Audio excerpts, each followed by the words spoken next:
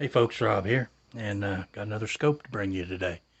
This is the Tydeux, and I did Google that, and that's how you pronounce it. It's Tydeux sports optic. This is the, get you a look here. Let's unfreeze this and get it focused in there. Let's see if we can get you focused.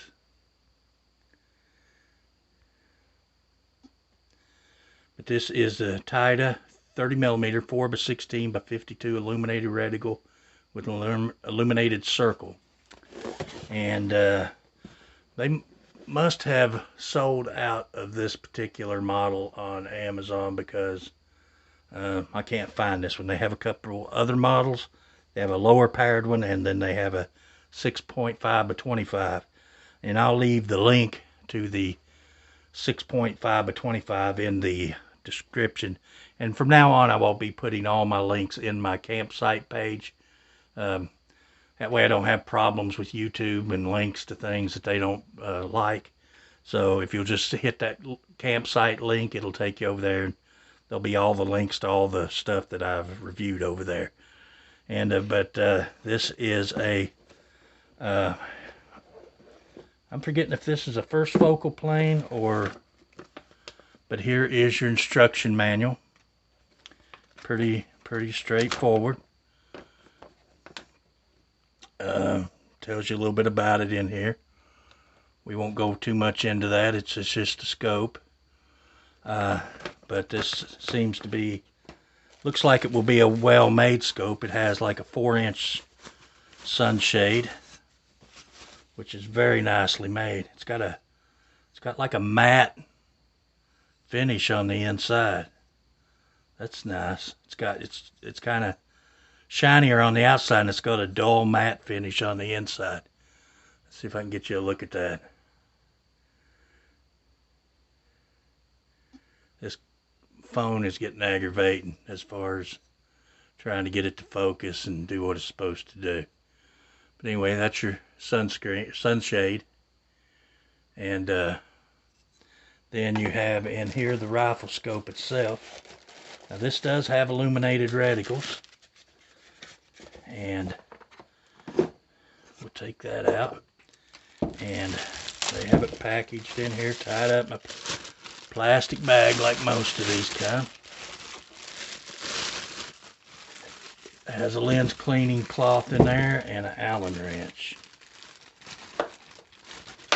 And an extra battery, or a battery. I don't know if there's a battery in it or not. So anyway, let's get up here where we can see it. Okay, you got your illumination here, and this one has red and blue, and it is a 4 to 16 power. Very nicely machined. It has flip-up caps on it, flip-up scope caps. Those are nice to have. And here is your focus wheel. It goes from 10 yards or 10 yards to infinity, and that is pretty stiff, so it's not going to move on you. So there's infinity. Has lockable turrets, so when you pull up on your turrets you can lock them, and they are re-zeroable there with your Allen. The illumination is, like I said, I think it's just the center dot. Let's roll this out, and I forget if this is first. Yeah, this is first focal plane. So yeah, this is a first focal plane scope. So I'm gonna try to get you a shot through it and see if you can see the crosshairs. Let's zoom it up so you can see the crosshairs better. I can get it focused here. Sometimes this is a little challenging to do. Well, why am I not getting this? Okay, there we go. Too close, too close. It's too, just didn't have us in the right distance. Slide that back and put this white paper over here. There we go. Maybe that'll make it stand out a little bit. Now I gotta find us again.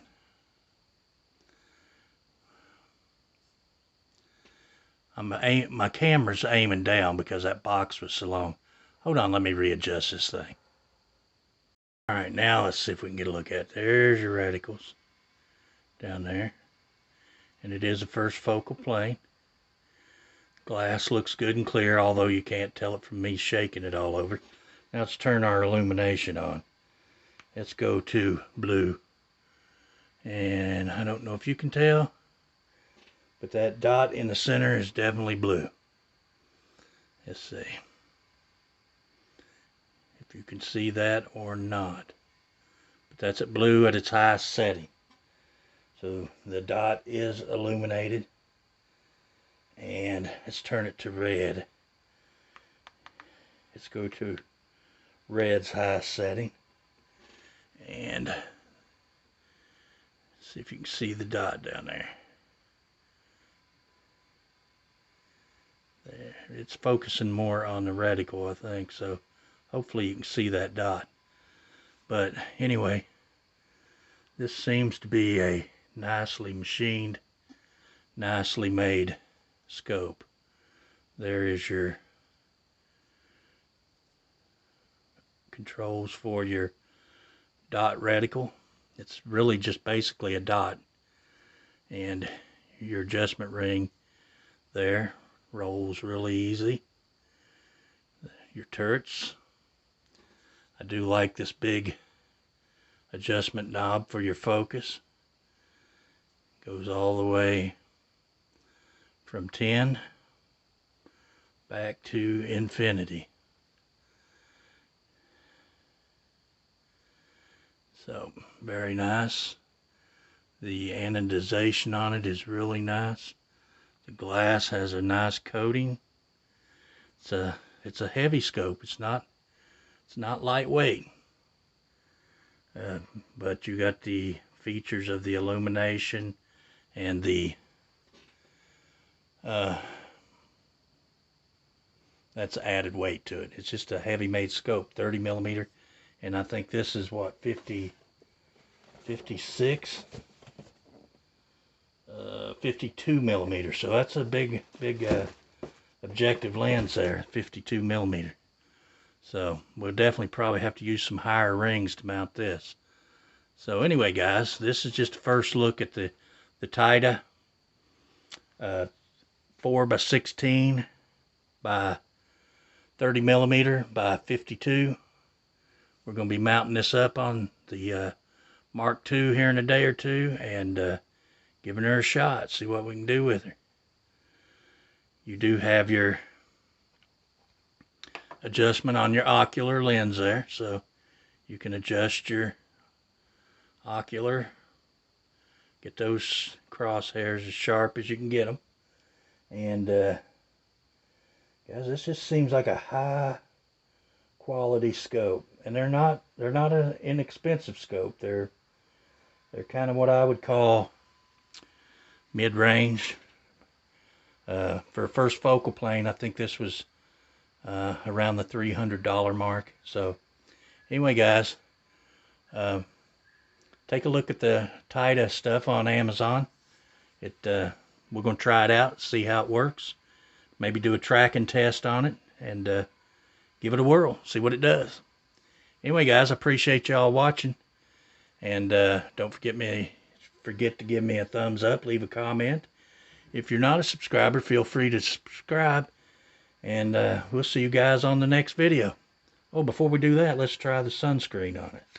Let's see how that works. Let's see how it fits on there. How it's going to look with the sunscreen. Man, very nicely machined. There she is. When you get her all put together there, she is with the sunscreen.